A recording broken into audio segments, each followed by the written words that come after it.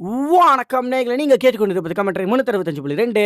இன்னைக்கு வெள்ளிக்கிழமை, அதனால நம்ம சேனலோட ஸ்பெஷல் நிகழ்ச்சியை தொடங்குவோமா? ஃப்ரைடே காமிக்ஸ் வித் உங்க கமெண்ட்ரி 365.2. நம்ம இன்னைக்கு பார்க்க போறது dynamite Ben 10 issue number 2. But எப்பயும் போல ப்ரீவியஸ் இஷ்யூவோட சின்னதா ஒரு ரீகேப் பார்த்துருவோம். அதாவது நம்ம டென்னிசன் ஃபேமிலி வெக்கேஷனுக்காக மவுண்ட் ரஷ் நோக்கி போயிட்டு இருப்பாங்க. ஆனா போற வழியிலே காட்டுக்கு நடுவில் சின்னதா ஒரு கேம்ப் ஃபயர் போட்டு மார்ஷ்மெலோ சாப்பிட்டுட்டு இருக்க. அப்ப நம்ம பென்னுக்கு குவெனுக்கு சின்னதா ஒரு சண்டை ஆரம்பிக்குது. ஆனா அந்த சண்டை கொஞ்சம் கொஞ்சமா பெருசாகி நம்ம குவென் பென்னை ரொம்பவே ட்ரிகர் பண்ணி விட்டுருவா. நம்ம பென் வேற ரொம்பவே ரோஷக்காரல. சோ அதனால அந்த கேம்ப் ஃபயர்ல மண்ணில் தூக்கி போட்டு காட்டுக்குள்ள தனியா போயிடுவாங்க. அண்ட் இது நடந்துட்டு இருக்கும்போது பூமியை நோக்கி ஒரு எரிக்கல் விழுந்துட்டு இருக்கும். சோ அது எங்க விழ போகுதுங்கிறத மிலிட்டரி ஆளுங்க நோட் பண்ணிட்டு இருக்க. அது கரெக்டா நம்ம பென்னோட கால் கீழ தான் வந்து விழுந்திருக்கும். பட் அவ்வளவு பெரிய எரிக்கல் தான் கால் கீழ வந்து விழுந்தோம். பென் வந்த வழி நோக்கி ஓடத விட்டுட்டு அப்படி என்னதாண்டா வந்து விழுந்துருன்னு சொல்லிட்டு பார்த்துட்டு இருப்பான். அண்ட் அப்ப அந்த எரிக்கலுக்குள்ள இருந்து ஒரு சிம்பியாட் வெளியில வந்து நம்ம பென்னோட கையில வந்து உட்காந்துக்கும். அண்ட் அதுதான் ஆமெட்ரிக்ஸ். அண்ட் பென் அந்த ஆமெட்ரிக்ஸை எப்படியாச்சும் கழட்ட தான் முயற்சி பண்ணிருப்பான். ஆனா அது ஒரு இன்ச்சு கூட நகர்ந்து இருக்காது. ஆனா அப்போ எரிக்கல் விழ போறதான் மிலிட்டரி ஆளுங்க நோட் பண்ணிட்டு இருந்தாங்களே. சோ கரெக்டா விழுந்த இடத்துல ஒரு ஆர்மி படையே வந்துட்டு அந்த இடத்தை மொத்தமா செக் பண்ண ஆரம்பிச்சிருப்பாங்க. சோ அந்த டைமிங் யூஸ் பண்ணி பென் அங்க சைஸா நகர்ந்து இருப்பான். இதுல இந்த சைடு நம்ம கிராம்பா குவென்னை தனியா விட்டுட்டு நம்ம பென்னை தேடி காட்டுக்குள்ள வந்திருப்பாரு. ஆனா அவரோட கண்ணிலே பட்டது அந்த எரிக்கல் விழுந்த இடத்துல ஏகப்பட்ட ஸ்மோக்ஸ் வந்திருக்கும்ல, அதுதான். சோ அவரும் அந்த எரிக்கல் விழுந்த இடத்தை நோக்கி தான் போயிருப்பாரு. அண்ட் அப்ப இந்த சைடு மிலிட்டரி ஆளுங்க கிட்ட தப்பிச்சு வந்த பென்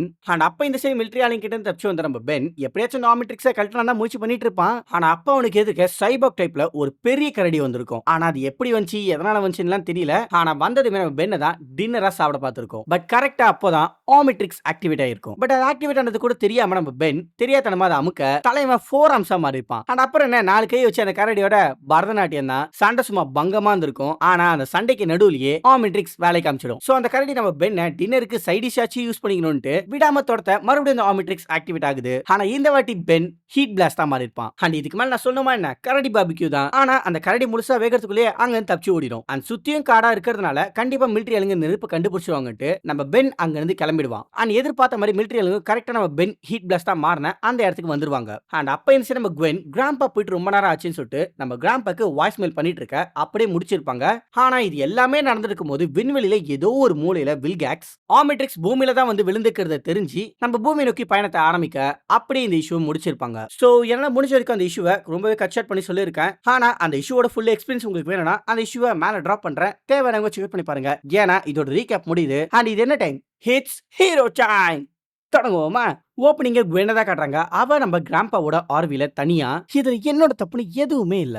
சொல்லப்போனா என்னோட முட்டாத்தனமான கசின் ஒரு குழந்தைய போல அழுதுகிட்டு ஓடணும்னு விரும்பினா. நான் தாராளமா போய்க்குன்னு சொன்னேன். அவ்வளவுதான். அதனால நிச்சயமா இது என்னோட பிரச்சனை. என்னது இது? இதுக்கு முன்னாடி நான் இதை பார்க்கவே இல்லையே. கிராம்பா மேக்ஸ் எப்போ இந்த பழைய தகர வண்டிய இந்த காலக்கெடுத்து ஏத்த மாதிரி மாத்தினாரு அப்படின்னு சொல்லிட்டு அங்க இருந்து பட்டன் அமுக்கும் போதா தெரிய வருது நம்ம கிராம்பா அந்த ஹார்விலேயே இந்த மொத்த பூமி ட்ராக் பண்ணக்கூடிய டிவைசஸ் எல்லாம் வச்சிருக்காரு. நான் எப்படி பழையபடி மாறுறது, இதுல இருந்து எப்படி நான் வெளில வரேன் எனக்கு புரியல. ஒரு நிமிஷத்துக்கு முன்னாடி நான் 4 கைகளை வச்சிட்டு இருந்தேன், இப்போ இப்படி இருக்க. கமான், எப்படி நான் பழையபடி மாறுறது? என்னது இது? இல்ல ஒரு நிமிஷம், எனக்கு என்னடா ஆச்சு? நான் எப்படி பழையபடி இதை தயவு செஞ்சு நிறுத்து அப்படின்னு ஹீட் பிளாஸ்ட்ல இருந்து அப்கிரேட் ஆகும், அப்கிரேட்ல இருந்து வைல்டு வெயின் ஆகும், வைல்டு வெயின்ல இருந்து கிரே மேட் ஆகும், கிரே மேட்ல இருந்து ஸ்டிங் ஃப்ளை ஆகும், ஸ்டிங் ஃப்ளைல இருந்து ஓவர்ஃப்ளோ ஆகும், ஓவர்ஃப்ளோல இருந்து எக்ஸலரேட் ஆகும், தென் ஃபைனலா எக்ஸலரேட்டர்ல இருந்து பழையபடி மாறுற மாதிரி காமிச்சிருப்பாங்க. தென் பழையபடி மாறினது பென், டேய் தயவு செஞ்சு யாராச்சும் எனக்கு காப்பாத்துக்கடா, நான் வீட்டுக்கு போகணும் அப்படின்னு அந்த காட்டுக்குள்ள தன்னந்தனியா அழுதுகிட்டு இருப்பான். அண்ட் அப்ப அப்படி இந்த சைடு நம்ம கிராம்பா இந்த இடத்துல பென்னை கண்டுபிடிக்க முடியும் நம்புறது ரொம்ப அதிகபட்ச நம்பிக்கையான்னு ஆனா பாக்கிறதுக்கு அப்படிதான் இருக்குது. ஹே ஆசையாமா, அங்கேயே நில்லு. வரத்துக்கு ரொம்ப நேரம் எடுத்துக்கிட்டே பசங்களா. அப்புறம் நான் செக்யூரிட்டி பெரிமீட்டர்ல இருக்கேன்னு நினைக்கிறேன். அதனால வழக்கம் போல எல்லா படத்துலயும் வர மாதிரி என்ன உங்க லீடர் கிட்ட கூட்டிட்டு போவீங்களே, கூட்டிட்டு போங்க. இது ஒரு தீவிரமான விதிமீறல்னு சொல்லலாமான்னு எனக்கு தெரியல ஹார்பர். ஆனா இந்த இடத்துல ஏகப்பட்ட வேட்டைக்காரங்க பதுங்கி இருக்காங்க. அவங்களை யாரா ஒருத்தங்கள கூட எனக்கு அப்படி தெரியல சார், நாங்க அவரோட கைரேகையை செக் பண்ணிட்டோம். அப்புறம் அவர் கேம்பிங் ட்ரிப்புக்கு வந்ததா தான் சொல்றாரு. ஆனா அதே சமயத்துல அவர்கிட்ட கோட்வேர்ட் கிளியரன்ஸ் இருக்கு. ஏன்னா மேக்ஸ் டென்னிசன் உங்களை ரொம்ப நேரம் காத்திருக்க வச்சதுக்கு மன்னிச்சிடுங்க. ஆனா விருந்தாளிகளை தங்க வைக்கிறதுக்கான வசதிலாம் இங்க இல்ல. நான் தான் colonel Rousseau, I'm in charge. So நீங்க கேம்பிங்ல இருக்கிறீங்க. அதேதான். உங்களை பார்த்ததுல எனக்கு ரொம்ப சந்தோஷமா இருக்குது. ஆனா நான் காட்டுல தனியா நடக்க ஆரம்பிச்சது இப்ப அது வழி தவறலாம் வந்து முடியும்னு நான் எதிர்பார்க்கல. ஆனா என்ன பண்ணுது, சில பாடங்களை நம்ம கசப்பான முறையில தான் கத்துக்கணும்னு இருக்குது போல. சரி, அப்படின்னா நீங்க தற்செயலா வந்திருக்கிறதா சொல்றீங்க. கிட்டத்தட்ட ஒரு விபத்து மாதிரி கர்னல். ஆனா இரவு நேரத்துல வழி தெரியாம அலையறதை விட இது எவ்வளோ பரவாயில்ல. வெல் அப்படின்னா நான் சொல்லி ஆகணும் மிஸ்டர் டெனிசன். நீங்க ஒரு முக்கியமான நடவடிக்கையில தற்செயலா சிக்கிக்கிட்டு இருக்கிறீங்க. இது ஒரு பெரிய ரகசியம். இந்த நாட்டோட பாதுகாப்பு சம்பந்தப்பட்ட விஷயம். அதனால என்னோட வேலையை நான் கொஞ்சம் தீவிரமா தான் பண்ணி ஆகணும். ஓ கண்டிப்பா. அதாவது நீங்க தாராளமா பண்ணுங்க. ஆனா அதுக்கான அர்த்தம் என்னன்னா, நீங்க சொல்றதெல்லாம் அப்படியே என்னால ஏத்துக்க முடியாது. அதுவும் இல்லாம நீங்க ரொம்ப புதிரான ஆளா இருக்கீங்க மிஸ்டர் டெனிசன். நான் எதை பத்தி பேசுறேன் உங்களுக்கு புரியுதா? எனக்கு அப்படியே தெரியும்லாம் சொல்ல முடியாது கர்னல். ஆனா நான் உங்ககிட்ட முன்னாடியே சொல்லிட்டேன். நான் கேம்பிங்ல இருந்தா. சரி, ஒருவேளை நீங்க இப்படிதான் விளையாடணும்னு விரும்புனீங்கன்னா என் கூட வாங்க அப்படின்னு சொல்ல நம்ம அப்படியே பென்னி கிட்ட தான் வரோம். என்ன கொடுமடா இது, சுத்தமா என்ன பண்றதுனே தெரியல. இது எப்படியாச்சு என் கையில இருந்து கழட்டி ஆகணும். கமான் மேன், மறுபடியும் எவனோ கவுத்து வச்சு வெடிச்சிட்டானா அப்படின்னு சொல்லும் போது மறுபடியும் அந்த காட்டுக்குள்ள ஒரு எரிக்கல் விழ ஆரம்பிக்குது. ஆனா இந்த வாட்டி விழுறது எரிக்கல் இல்ல, அது கிராப். வில்காக்ஸால ஹையர் பண்ணப்பட்ட ஆமிட்ரிக்ஸ் ஹண்டர். ஆனா அந்த காட்டுக்குள்ள வந்ததுமே கிராப் கிளாக்கிங் சிஸ்டம் செயலாளந்த டிரான்சிஸ்ட் பபிள் தரையிறங்கிடுச்சு. என்ன ஒரு கேவலமான பின்தங்கிய உலகம் இது. என்வரன்மெண்டல் சென்சாரை அட்ஜஸ்ட் பண்ணி ஓம்னி சிக்னல் ஷாக் பண்ணு. அது கிட்டதான் இருக்கு. எல்லாரும் ஒரு ஃபார்மேஷனோட இருங்க. எல்லா பக்கத்துலயும் கவனமா இருங்க. உனக்கு எதாவது கிடைச்சா ஜாக்சன்? இல்ல சார், இந்த ஸ்கேனர் ஏகப்பட்ட சிக்னல்ஸ் பிக் பண்ணுது. வெல், உன்னோட ஸ்கேனர் தான் சரியா வேலை செய்யலனாலும் இந்த இடத்துல கண்டிப்பா ஏதோ ஒரு விஷயம் இருக்குது. அதனால நம்ம வெறும் கையோட திரும்ப போக போறது இல்ல அப்படின்னு சொல்லும் போது இவங்க கிட்ட இருந்து தப்பிச்சு ஒளிஞ்சிட்டு இருக்க நம்ம பென், கம் ஆன் பென், உன்னால இது பண்ண முடியும். ஆனிமா கெட் செட் கோ.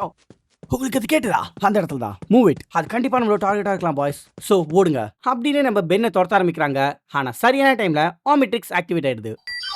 இல்ல இல்ல இல்ல, இது எனக்கு சரிப்பட்டு வருமானு தெரியல. ஆனா எனக்கு வேற வழி இல்லையே. ஒரு நிமிஷம் இருங்க, எனக்கு ஒரு புது சிக்னல் கிடைச்சிருக்கு. அது ஒரு கிட்டதான் இருக்கு. ஓகே, இது ஏதோ மைதா மாவுல பண்ண மாதிரி இருக்கு. ஆனா ஒரு வழியே இல்ல. நான் இங்க இருந்து தப்பிச்சாகணும். சரி, என்னோட இக்கட்டான சூழ்நிலை நீங்க புரிஞ்சுப்பீங்க தான் நினைக்கிறேன். அதாவது இங்க நடக்கிற விஷயங்களா ஏதாவது சாதாரண பொதுமக்கள் பார்த்துட்டா அது கண்டிப்பா பிரச்சனை. ஆனா அப்படி பார்த்தவங்க சாதாரண பொதுமக்கள் தானான்னு எனக்கு சந்தேகம் வராதான். ஆனா நீங்க ஏன் அப்படி யோசிக்கிறீங்க எனக்கு தெரியல. அதாவது நான் உங்ககிட்ட முன்னாடியே சொன்னேன். நான் ஜஸ்ட் எனக்கு தெரியும் நீங்க கேம்பிங் பண்ண தான் வந்திருக்கீங்க. லுக், ஆள் நடமாட்டமே இல்லாத இடத்துல நீங்க என்ன பண்றீங்கன்னு எனக்கு அவசியமே இல்ல. எனக்கு அது தேவையும் இல்ல. நான் இங்க வந்தது தற்செயலா தான். அதை நீங்க நம்பிதான் ஆகணும். ஆல்ரைட், நான் இப்ப என்னோட ஆர்வியை கண்டுபிடிச்சு திரும்பி போக விரும்புறேன். உங்களை அப்படியே நான் போகிறதுக்கு அனுமதிக்க முடியுமான்னு எனக்கு உறுதியா தெரியல. கர்னல், நீங்க இதை பார்த்தே ஆகணும். கேலவே யூனிட்ஸ் கிட்ட இருந்து இன்னும் நிறைய தகவல் கிடைச்சிருக்கு. ஏன்னா அவங்க டார்கெட்டோட கான்டாக்ட் ஆனாங்களா? அவங்களுக்கு உறுதியா தெரியல சார். ஆனா அவங்க இன்னும் தேடிட்டு தான் இருக்காங்க. காட்டுல ஏதாவது பிரச்சனையா? இது உங்களுக்கு தேவையில்லாதது மிஸ்டர் டெனிசன். உங்களோட விளையாட்டுக்கலாம் எனக்கு நேரம் இல்ல. இதை வாங்கிட்டு எனக்கு கமெண்ட் சென்டர் வந்து பாரு. அப்புறம் கேலவே யூனிட்ஸோட கான்டாக்ட்ல இரு. இதுல முக்கியமா நம்ம கெஸ்ட்டை வச்சு என்ன செய்யணுங்கிறதையும் நம்ம முடிவெடுத்தே ஆகணும் அப்படின்னு கர்னல் சொல்லியிருப்பாரு. ஸோ நம்ம கிராம்பாவை இந்த இடத்துல அடைச்சி வைக்க தான் பாக்குறாங்கன்னு நினைக்கிறேன். பட் அதை அப்படியே கட் பண்ணி கேலவே யூனிட்ஸை தான் காட்டுறாங்க. எல்லாரும் ஒன்னா கிட்டே இருங்க. அதே மாதிரி சொல்றதுக்கு எல்லாருமே தயாரா இருங்க. உனக்கு ஏதாவது தெரியா ஜாக்சன்? சிக்னல் கிட்ட நம்ம எவ்வளவு நெருங்கி இருக்கோம்? ரொம்பவே கிட்ட நெருங்கி இருக்கோம். உயிரினங்க ஆல் யூனிட்ஸ் சுட ஆரம்பிங்க. கேவலமான ஃபயர் பவர்ஸ், அதுதான் என்னோட ஆர்வத்தை தூண்டுது. அதுவும் என்னோடது எப்படி நீங்க தாக்கு பிடிக்க போறீங்கன்னு. ஏன்னா நீங்க உதவி இல்லாதவங்க, தேவையில்லாதவங்க, மதிப்பு இல்லாதவங்கன்னு நினைக்கிறேன். அதனால இந்த மிஷன் ரொம்ப சீக்கிரமாவே முடிஞ்சிடும். ஆனா இது ரொம்ப ரொம்ப வேதனையா இருக்கும் உங்களுக்கு. ஓ, அங்க இருந்து தப்பிக்கிறதுக்கு இதுவோ ஒரு வழிதான். ஆமா, இப்ப நான் எங்க இருக்கேன்? இப்படியே உருண்டு கிராம்பாவோட ஆர்வியை கண்டுபிடிக்க. ஒன்று ஓட்டுதான் இவ்வளவு பேர் ரோடு போட்டுருவாங்களா? அப்புறம் எதுக்குடா ஏமால ஏத்து வரீங்க?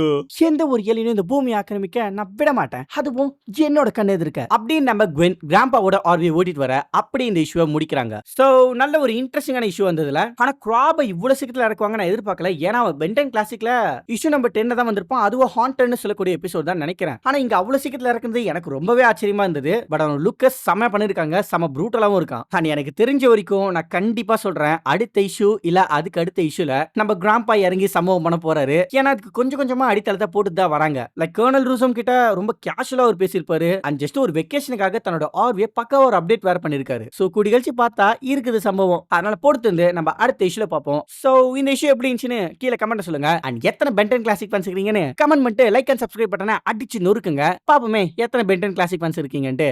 நான் உங்களை இதோட ஒரு தரமான வீடியோல மறுபடியும் சந்திக்கிறேன். சோ அது வரைக்கும் நீங்க கேட்டுக்கொண்டு இருப்பது கமெண்ட்ரி 365.2. அப்புறம் பார்க்கலாம்.